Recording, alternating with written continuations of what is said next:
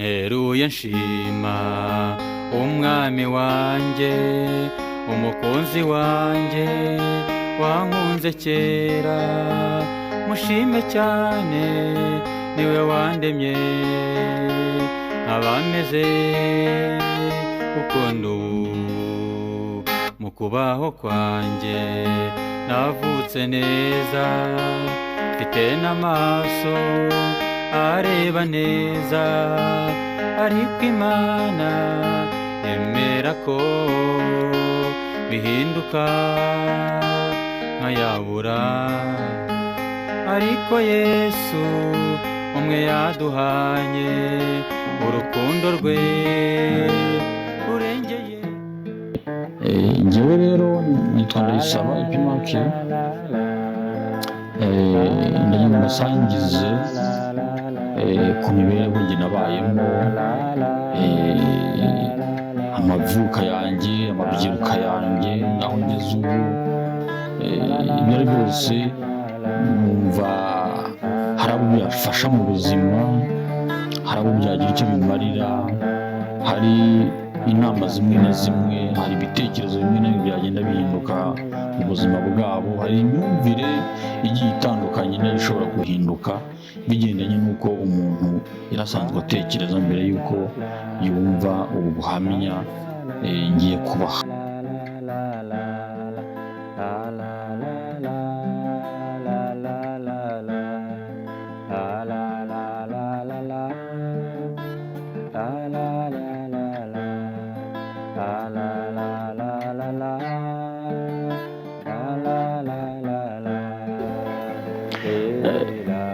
Amashuri ya kaminuza ntabwo nagereranya n'amashuri yo mu mashuri yisumbuye, harimo itandukaniro, ntabwo ari ibintu najya kugereranya kimwe, kuko nkimara kumva yuko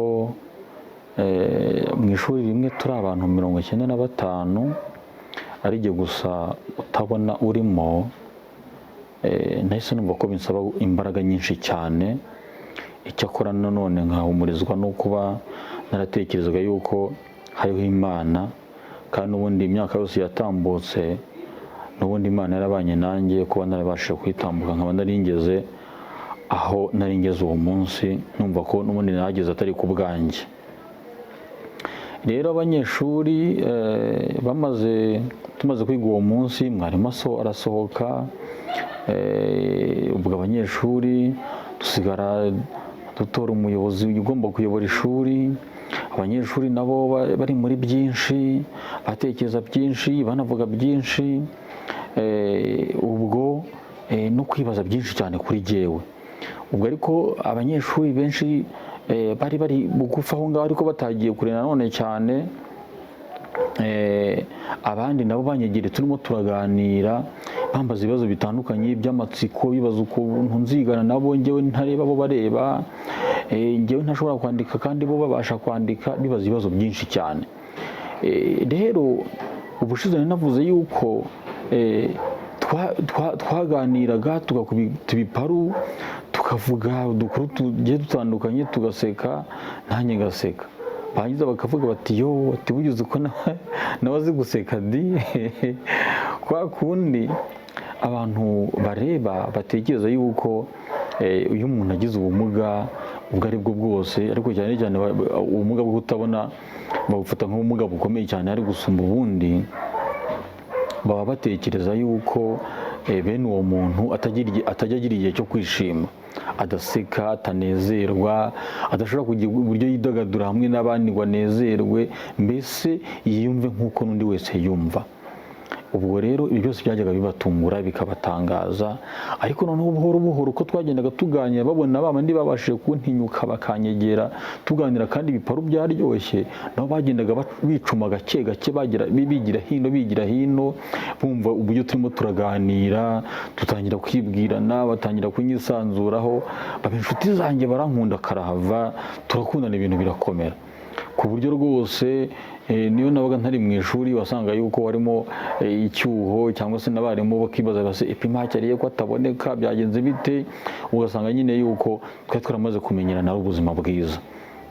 Aho ngaho rero mfatiye aho ngaho, ntabwo imyigire yo muri kaminuza nk'uko nabivuze ntabwo ari imeze nk'iyo muri segonderi.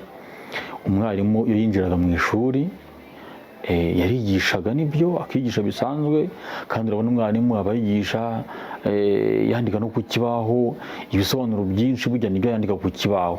Urumva ko niba yandika ku kibaho byinshi, hari ibyo avuga ariko byinshi akabyandika ku kibaho, urumva ko ibyo yandika ku kibaho njye ntabwo nabashaga kubibona.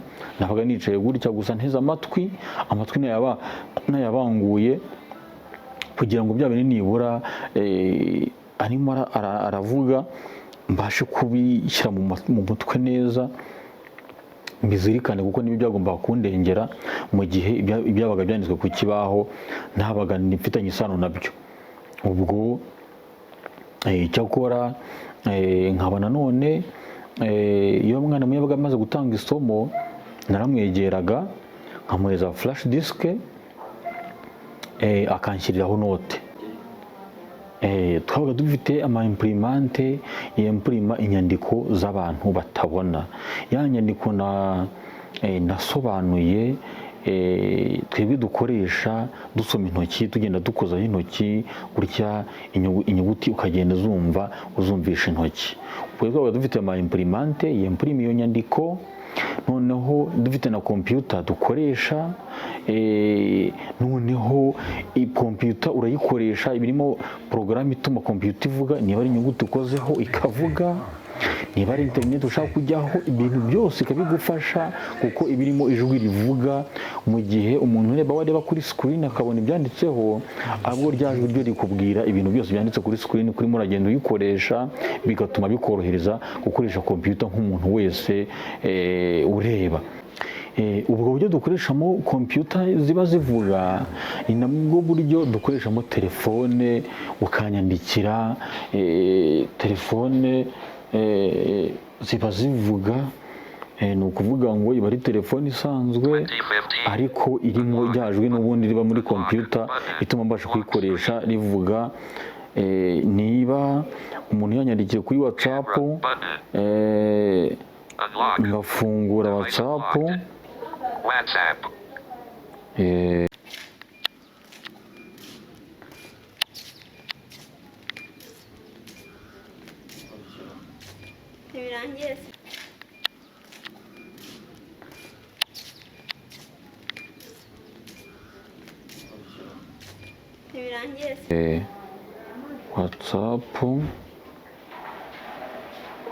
muri WhatsApp nshaka birafungutse gutya, nkakozamo urutoki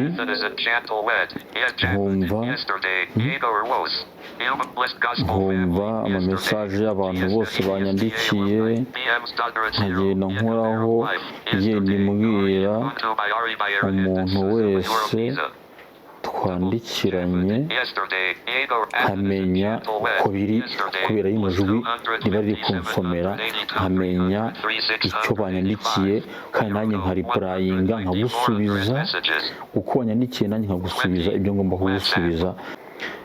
Icyakora wenda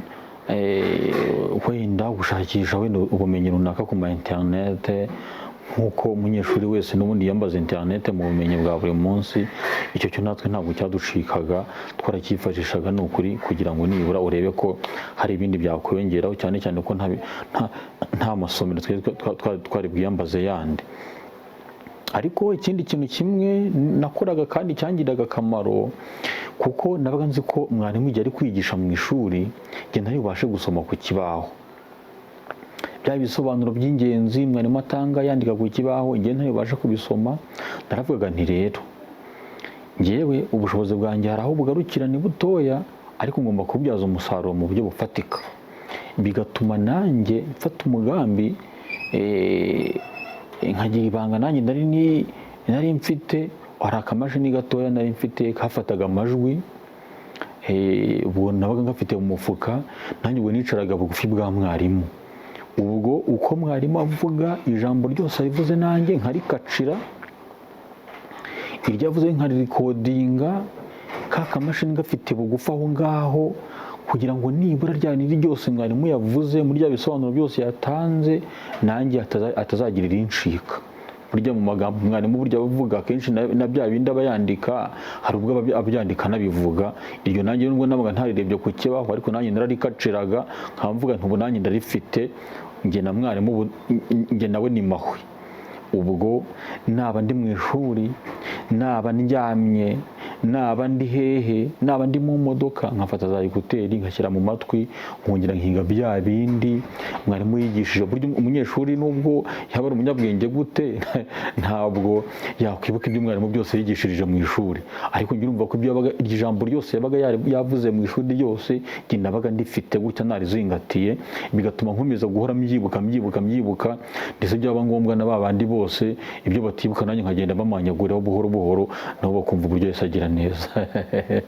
Ubwo rero icyo ni ikintu gikomeye cyabayeho, kandi nanjye nshimira Imana ko aho hantu rwose yabanye nanjye, kandi urwo rugendo narusoje amahoro, kandi kuko nanjye numva yuko nakoze akazi. Rero mu gukora ibizamini, hari ubwo twakoraga ibizamini, urumva abanyeshuri twiganaga niba bari bujye muri lokale, njye ntabwo nari bujye kwicarana nabo muri lokale, kuko twebwe mwarimu yateguraga ikizamini akabanza akacyohereza kuri email kuri ya nzu ibamo bya bikoresho dukoresha, y'ama computers, y'ama mashini yandi twandikisha ya nyandiko yitwa braille navuze, akabanza akacyoherezayo, bakabanza bakacyemprima, kikaza muri ya nyandiko navuze. Noneho ngewe ubwo niho najyaga gukorera, ntabwo ari kenshi najyaga gukorera muri lokali imwe n'abanyeshuri bandi twiganaga, mu rwego rwo kugira ngo nkorere ahantu ndabona aba facilitators bari bumfashe gukora ikizamini neza. Niba ari impapuro ndakenera bazimpe, niba ari imashini bayingezeho, ibiki byose ndi bukenere, niyo mpamvu nakoreraga aho ngaho, sinkorere muri lokali imwe n'abanyeshuri twiganaga. Ubwo rero noneho nawe nakoze ikizamini, ubwo nahura n'abanyeshuri bandi twiganaga batese EPIMAQUE, ikizamini twakoze nawe nicyo wakoze? Ndi rwose nicyo nakoze.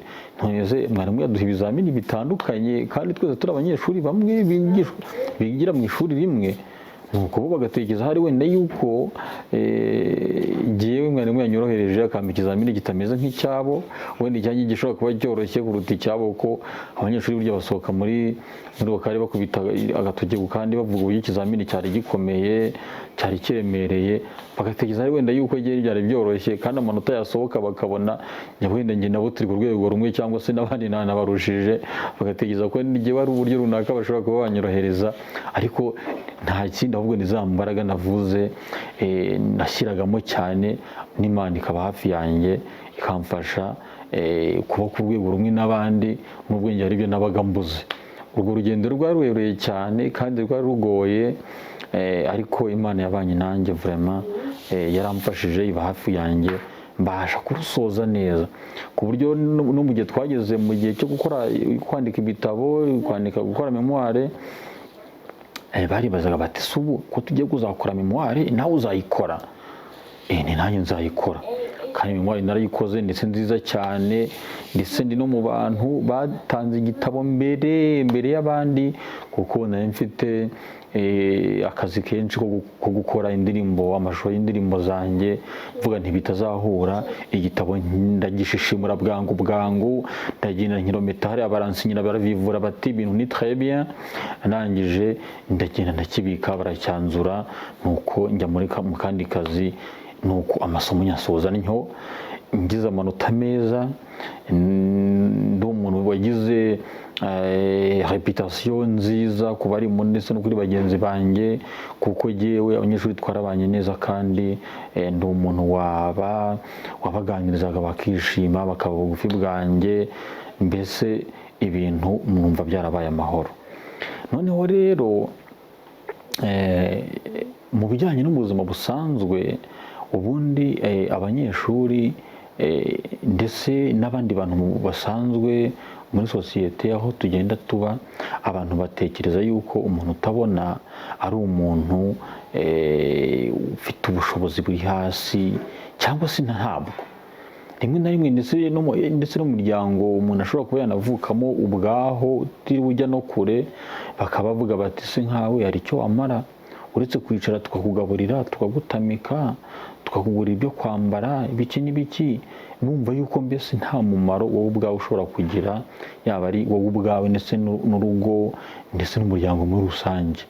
Rero ariko uko iminsi yagiye yigirayo, abantu baba bakwiye guhindura imyumvire, kuko umuntu utabona iyo yagize amahirwe ntahezwe mu gikari, akajya hamwe n'abandi, agatozwa imirimo mu rugo nk'uko n'undi mwana wese atozwa imirimo, nawe abasha kugaragaza ubushobozi bwe, ubona n'ubwo atakora byose nk'uko undi wese udafite ubumuga yabikora, ariko nabyo binashoboka yuko ibyo anashoboye yanabikora neza no kurusha umuntu ufite amaso mazima areba kandi we atabasha kureba. Iyo ndimo ndagenda mu nzira, inkoni yanjye niyo iba imfitiye akamaro, niyo mba nkoresha, niyo ituma mbasha kugenda kandi nkagenda kuko numva ko ntera intambwe igahamya. Iyi nkoni yanjye rero, iyo ngeze ku muhanda nshaka kwambuka, inkoni buriya ifite akamaro kanini kuko ni inkoni nziza, ni inkoni y'abasirimu, basha guhina gutya ukayibona, basha no kugatwara no mu kamarete nkigendera, cyangwa agatwara nk'akantu kaminuza, kuyirambura rero kagira gutya igahita yirambura ikiteranya ikaba inkoni yose. Iyo ndi mu nzira nshaka kwambuka umuhanda, ngeze kuri kaburimbo neza muri rwa runyuranyurane rw'imodoka, ni ukuvuga ngo hari igihe akenshi usanga ngeze ku muhanda aho abantu baba birunze ku byapa bambuka, kwa gutekereza rero uko umuntu utabona ameze, wenda batekereza yuko imodoka zishobora kungonga, dore ko akenshi usanga abantu banambwira bati kandi ipimake imodoka zizakugonga. Ndumva imodoka yagonze umuntu utabona, ariko hirya no hino abo twigwa twumva imodoka zishe, zagonze, zagize gute, baba bafite amaso. Wibaza impamvu rero, burya wakwibaza impamvu ziba zabagonze kandi bitwa ko banareba, ahubwo nta munsi imodoka iranankoraho kandi nta munsi ntagenda. Ubwo rero niya Mana tuba turi kumwe kandi ihora indeberera, idashobora gutuma si uko wenda nanjye itanangonga, ariko inangonze nta gitangaza kuko n'abareba imodoka zirabagonga. Kuri nta muntu waba yifuza ko EPIMAQUE yareba kuruta uko EPIMAQUE we ubwe abyifuza. Nanjye mbaye ndeba nk'uko namwe mwese mureba, byanshimisha cyane kuko yaba ari mama wambyaye, yaba ari abavandimwe, yaba ari abandi, nta n'umwe wigeze atekereza ko hari imyaka izagera EPIMAQUE akarwara amaso agahuma burundu. Nkirangiza umwaka wa mbere w'amashuri yisumbuye, hari ikintu kimwe kigeze kubaho. Hari umunyamahanga umwe wo muri Amerika w'umubwirizabutumwa wigeze kuza gukora ibiterane i Kigali, hari mu mwaka w'ibihumbi 2003, aza gukoresha igiterane kinini cyane cyaberaga i Nyamirambo kuri tapi rouge, noneho cyanyuraga no kuri doziye musheni ya radiyo Rwanda. Ubwo buri munsi bagasenga bakavuga ngo bajya gusengera abantu ngo batumva, ngo bumve, ngo abantu ngo batavuga bavuge, ngo bajya gusengera abarwayi ngo bakire, bakavuga ngo basengera abantu ngo badafite ngo batabasha kugenda, ngo bagenderaga mu mbago, ngo barimo baragenda, ngo bari simbuka. Bishyushye umutwe, numva nanjye none igihe kirageze yuko ngomba kureba neza, numva ndabishaka, shyuha mu mutwe. Reka nitabe telefone gato, ubundi dukomeze.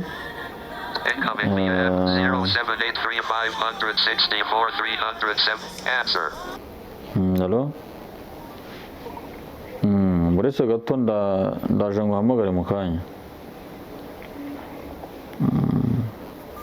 Call ended. 0 hour screen off. 21:06 screen off. Nuko ubwo numvaga ko igihe kigeze EPIMAQUE akareba. Ubwo mbwira mama wanjye, ndavuga nti waruzi n'ibindi i Kigali abantu bari gukira byakomeye. Ndabona nanjye ugomba gukora ibishoboka byose, nanjye nkajya i Kigali nkazaza ndi kureba. umukecuru ati se bimeze gute mwana wanjye? Ndamutekereza uko bimeze, igiterane kiri i Kigali, abantu bari kubasengera, abantu bakize, kuko baranavugaga bati turagusengera ukore no kuri radiyo turi gusenga urakira. Ibyo ngenda narabikoze mbona ntibikunda, ariko ndavuga nti ngomba kuhagera nyizina bakansengera nkakira. Umukecuru afata intama imwe arayigurisha ampa amafaranga, ubwo ndahafata. I Kigali hari abantu benshi cyane, ariko nk'uko wa mubyeyi tujya dusoma muri Bibiliya wari umaze imyaka 12 ukuntu yaseseye mu bantu agakora kuri Yesu agakira, uriya mubyeyi buriya yakoresha imbaraga nyinshi cyane kugira ngo agere aho Yesu yari, kandi hari mu bantu benshi. Nanjye byasabye ko nkoresha imbaraga nyinshi mu bantu, nk'abaprofita mu gihe babaga bateye ikorasi yo kubyina, mu gihe bari kubyina nkagenda mbahirika mbona ngeze imbere. Ubwo mu gihe nari ngeze imbere baravuze bati igihe cyo gusengera abarwayi kirageze. Uwo munsi rero wari uwo gusengera abantu noneho batabona nyirizina. Ngenda nari mpari ndi imbere, abo bazungu bose bari bahari, bari nk'8. Ubwo baduteraniraho, ngewe habanje kunteraniraho nka 3 icyarimwe. Banjyaho barasenga, umwe agafata inyuma, undi agafata imbere, undi akajya mu bitugu, bagasenga, umutwe bakawucugusa, bagakubitaho, bakagira bate EPIMAQUE ngo azarebe shwi. Nyuma bagakuraho rinete kugira ngo barunguruke barebe ko amaso yaje reka da, bagaheba bikaba iby'ubusa. Ariko se mutekereza ko ari uko EPIMAQUE atari yizeye, ari uko atashakaga kureba? Ndetse nanjye ubwanjye basengaga, nanjye ndi gusengera mu mutima, ndetse n'ijwi nkarisora nanjye ngasenga cyane ngafatanya nabo. Ariko se kuki ntarebye? Nuko Imana atari nyabubasha se? Nuko se EPIMAQUE atabishakaga? Nta n'uwabishakaga kuruta jyewe, ariko hari icyo Imana yari yarateganyije. Bakoraga rinete bakabona EPIMAQUE ntabwo arareba. Bigeze aho none bazana n'aba bandi bagiye ku bandi, banteraniraho barasenga, ibintu birakomera. Ariko bamazeho nk'iminota ntabasha kubara, ntazo umubare, ariko bakuye rinete basanga ibintu biracyameze kwa kundi. Kugeza ubwo batashye, niyemeje ko ahantu ngomba kuzahava ndeba. Ubwo byageze nimugoroba barataha bati gahunda ni ugutaha, tuzongera ejo nka ya masaha. Mwibaze ko ntigeze ntaha, kuko nta naho nari mfiteho kujya. Nagumye aho ngaho bari bubatse ibipodiyumu ndende cyane, naragiye nyicara munsi. Imvura yaraguye nyinshi cyane, ndagera nugama munsi yo podiyumu, imvura insangayo irahanyagirira, ndindiriye kuzasengerwa ejo ngo nzatahe nakiza. Kandi ngo mfite ibyiringiro mu mutima rwose, ndizeye yuko ejo bazasengera ngakira. Ubwo imvura yaraguye nyinshi, aho nari mpagaze huzura ibyondo, ariko sinjye ruharaye gusa, hari n'abandi bari bababaye nkanjye. Igihe kiragera, nuko bamaze gutaha turagenda turira podiyumu, tujya kurara mu ntebe zari kuko n'ubundi yagombaga kuzahava ari uko igihe cy'amateraniro kirangiye. Turara twicaye muri izo ntebe, budukeraho imibiri kuturuma. Ntawigeze avuga ati saba abantu barataha hehe? Ndaburara, ariko numvaga kuburara atari yo kimbabaje. Buracya mu gitondo, bukeye mu gitondo ndahirirwa, igiterane cyongera gutangira nanone. Nabwo barongera baradusengera. Uwo munsi noneho babonye byanze, bazanye igitambaro kinini cyane. Umupasiteri yitwaga Peter Perterius, niwe wasengeraga abantu, niwe wari umuyobozi w'igiterane. Ubwo arasenga, bigeze aravuga ati noneho hari igitambaro kinini cyane nazanye, twagikasemo udupande duto, noneho twagisengeye. Mugiye gutwara udupande twa kino gitambaro, uzajya usenga ukoze aho urwaye, nabwo uzakira. Ubwo bazanye twa dutambaro, twaraturwaniye nk'abari kurwanira ibiryo. Twararwanye, njye natahanye dutatu nitwo natahanye. Wumva iyo ntambara narwanye muri abantu bangana gutyo, ntwara 3. Ndi kuvuga nti na mama wanjye nzakamuha, n'abavandimwe nzabaheza, twese tuzakira. Kugeza iyo sana nari ngifite ibyiringiro yuko nshobora gusengerwa kandi ngakira.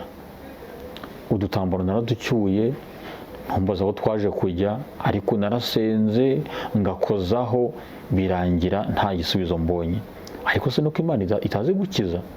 Nuko se EPIMAQUE atarafite ubushake no kwizera muri we nk'umuntu ushaka gukira kutabona, nkongera nkareba nk'uko nahoze ndeba kera? Ariko byose byaranze. Bisobanuye yuko Imana yo ubwayo yagennye yuko jyewe EPIMAQUE ari ikizagira nkabaho ntabona, yari izi impamvu ibikoze. Kandi rero naje no gutekereza nsanga burya no kuba ntareba nta nubwo nabyivovotera, kuko hari n'amahirwe nagiye mbona ahari wenda nkavuga nti iyo nza kuba nanareba aya mahirwe ntabwo mba nyabonye. Nabyo ndabishimira Imana kuba ntanabona, kuko hari n'abapfuye. Kuki bapfuye se kandi EPIMAQUE nkaba ndi muzima, kandi umugabo mwiza umeze neza ushima Imana, umugabo ubereye umugore wanjye? Ubwo rero nabyo ni byo gushimira Imana. Imana ihabwa icyubahiro ku bw'ibyo ngibyo. Ubuhamya kandi nshaka gukomeza gatoya mbere y'uko nsoza. Niga mu mashuri yisumbuye, umunsi umwe naratembera ndi kumwe na mugenzi wanjye, twembi tutareba, dutembera mu kigo, hari ku gicamunsi akazuba kari kuva, dutembera. Ubwo tuza kugera ahantu kuri sale y'ikigo twasengeragamo, ariko twanakoreragamo inama zitandukanye. Ubwo bari bari kuyikoropa, intebe n'ameza babisohoye babirunze hanze. Iyo sale yari ifite imiryango ibiri. Ubwo twari tugeze ku muryango wa mbere, wari mutoya. Ubwo tuwugezeho, nka hano hepfo y'inzira gatoya, hari haricaye abanyeshuri barimo baraganira, bagera muri 2-3 baganira. Ubwo tuhageze numva umwe abwiye abandi ati, buretse uraje urebe ukuntu biriya bihumye bigiye kugwa kuri ziriya ntebe n'ameza maze bigwirirane, kimwe kirabanza amazuru hasi, ikindi kigwa hejuru y'ikindi. Ubwo ayo magambo ndayumvise, maze kuyumva mugenzi wanjye mbamuriye akara nti, ibyo bavuze urabyumvise? Atashwe. Ndavuga nti baravuze ngo hari imbere yacu harunze intebe n'ameza, kandi ureba nabi turazigwamo turaseba, nicyo bifuza. None icyo tugomba gukora, tugiye kugenda hano hepfo mu byatsi, abari tuza kugendera kugira ngo tutaza kuzigwamo tugaseba imbere y'amaso y'aba bantu bari kudushinyagurira gutya. Ubwo mugenzi wanjye namufata gutya akaboko ndamukurura, tujya hepfo mu byatsi turatambika. Twumvise twamaze guhita twarenze hahandi abakoropaga barimo baravugira, twongera turazamuka dusubira mu nzira iyo twari turimo, iza ntebe n'ameza twazirenze. Ubwo babandi burya rero hari n'igihe abantu bajya batekereza ko iyo umuntu atareba no kutumva, mbese ingingo zindi nazo zitagikora. Nyamara umuntu burya bari muzima y'urugingo, ndetse ahubwo rumwe rupfuye izindi ngingo zisigaye zikora na wa murimo rwa rugingo rwakoraga zigakora kurenza uko zari zisanzwe zikora. Ubwo rero yarongera aterura aravuga ngo yo ngo sinzi ikintu kibibwiye yuko bya bitebe n'ameza birunze hariya, ngo uba wirebeye filime ukareba ukuntu bigiye kugwirirana. Ayo magambo turayumva, cyokora nta nubwo nahise nibutira kuyatekerezaho nyuma, ahubwo nibwo nafashe umwanya ndongera mbitekerezaho, ndavuga nti ese ni gute umuntu muzima ashobora gufata umwanya wo kwishima hejuru ya mugenzi we, amukina ku mubyimba, hejuru y'ibintu atiteye atazi n'uko byaje? Kandi burya bagenzi banjye, burya umubiri urashukana, ndetse umubiri uhinduka uwo ari we wese, kandi burya umubiri wacu ni ubusa. Kera umunyarwanda yaciye umugani aravuga ati, burya bucya bucyana ayandi. Ntabwo wowe ubwawe uba uzi ubuzima bw'ejo hazaza. Burya wirirwa uri muzima, igihe kikagera ukajya mu buriri ukaryama, ugasinzira, bugacya mu gitondo ukibona uko nguko. Ntabwo uzi uko buzacya bimeze. Hari igihe rero bucya mu gitondo ukagenda ugahura na accident. Ni benshi mwumva bapfuye, ni benshi mwumva ibiti byabagwiriye, ni benshi mwumva inzu zaguyeho, bakumva inkangu yamugwiriyeho ngo bagakomereka, ni benshi imodoka zigonga bagacika amaguru cyangwa amaboko. Ubumuga bukaza buricyo atigeze abitekereza, kandi ejo ari muzima ndetse afite n'igenamigambi ry'igihe kirekire, ariko muri iryo genamigambi yari yakoze ntabwo yigeze ashyiramo yuko ejo cyangwa ejo bundi azaba afite ubumuga, atakigira amaguru cyangwa amaboko cyangwa n'izindi ngingo. bagenzi banjye, ibi ni ibintu biza bitunguranye.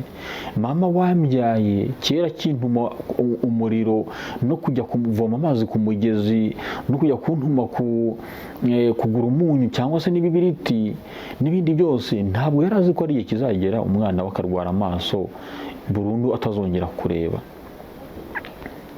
Ibi ni ibintu byaje bitunguranye, nanjye ubwanjye ntigeze nitega yuko bizabaho. Rero ibi bintu bishobora kuba ari we wese, kuko twese turi kandida. Nk'uko buri wese yicara akavuga ati nk'uko kanaka yapfuye nanjye kizagera ngapfa, burya bino bishobora kuba ari we wese, yaba ari mutoya yaba ari mukuru.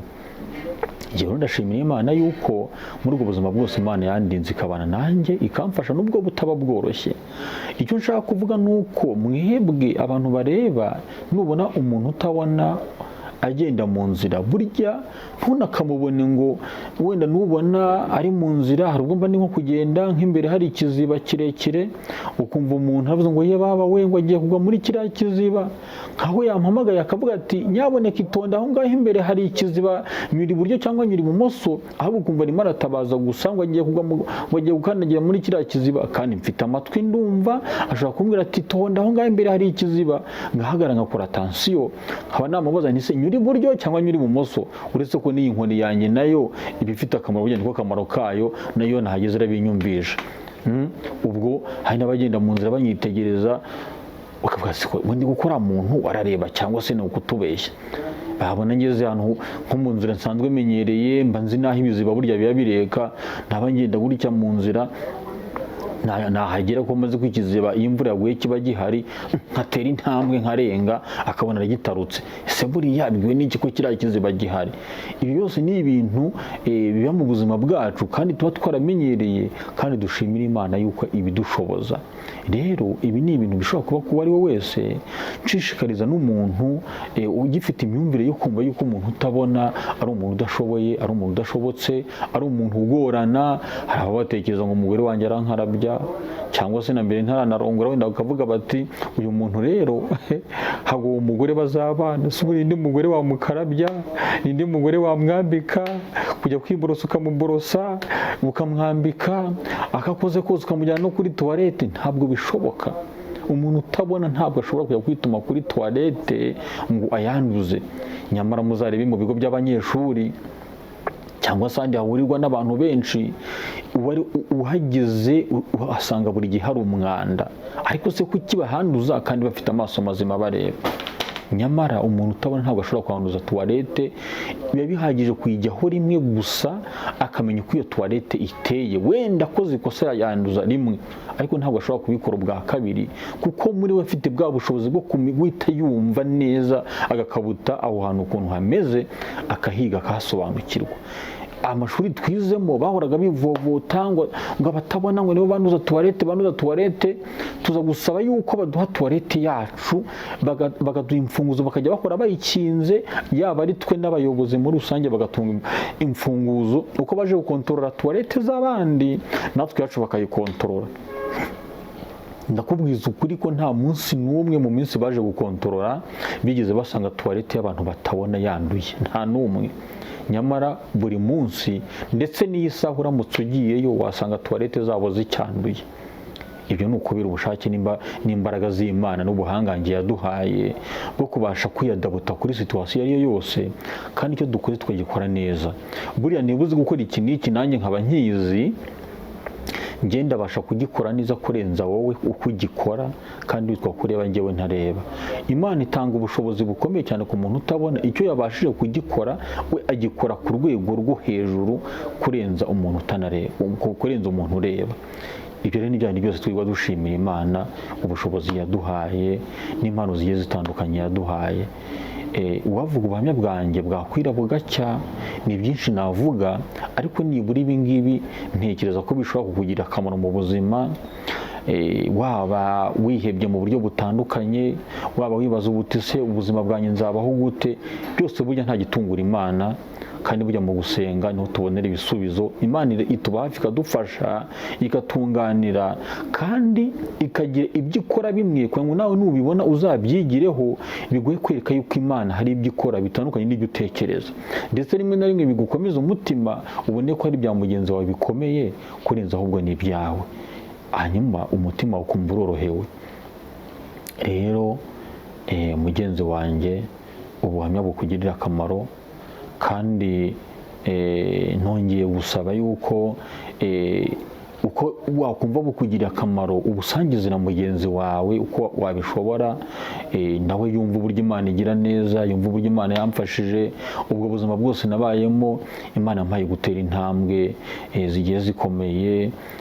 Kuba ndi umuhanzi ndabishimira Imana, yo ni impano Imana yampaye, kandi ndayisaba ko yakomeza kumfasha impano yanjye ikagera kure, nubwo ari ibintu biba bitoroshye bisaba ubushobozi bwinshi cyane ngiye mba ntanafite, ariko Imana ndayishimira aho ingejeje, kandi ikagenda ikura no mu bantu batandukanye, nibura nkaba narenze ahangaha.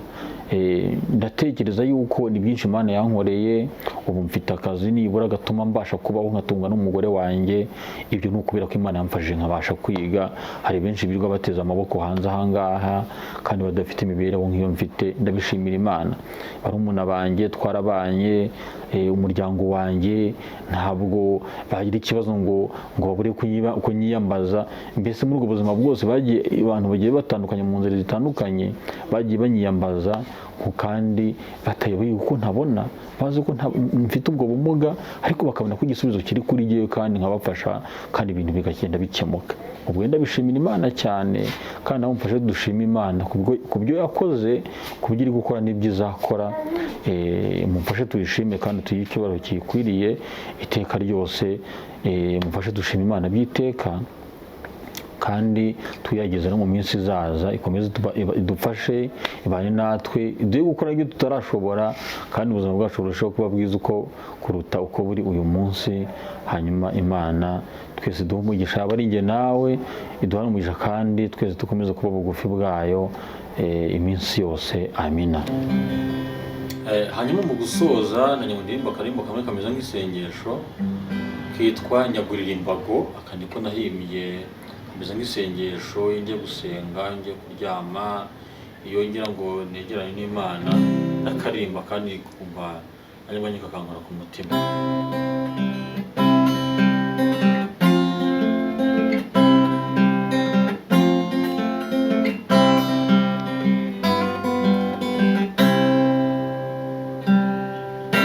Mirukiro y'abagusanga, ubuhungiro bw'abanyaga, mutabazi ukuri, uri mudatenguha, ni wowe uzi byose twifuza, uruta uko tubibona, uturongera ibidukwiye, bidufitiye umumaro. Uri inshuti magara, indutira amagana, ufite urukundo rwinshi, ukagira impuhwe zigisagira. Niruka cyane ndasiganwa, musiga imyambi y'umubisha, wagera iwawe yari umutuzo, mbona amahoro iturize. Uri inshuti magara, indutira amagana, ufite urukundo rwinshi, ukagira impuhwe zigisagira. Niruka cyane ndasiganwa, musiga imyambi y'umubisha, yari wawe hari umutuzo, mbona amahoro aturize. Hafi yawe hari amahoro, nagusabye Nyagurira Imbago. Hafi yawe hari umutuzo, mukiza we Nyagurira Imbago. Hafi yawe hari amahoro, nagusabye Nyagurira Imbago. Hafi yawe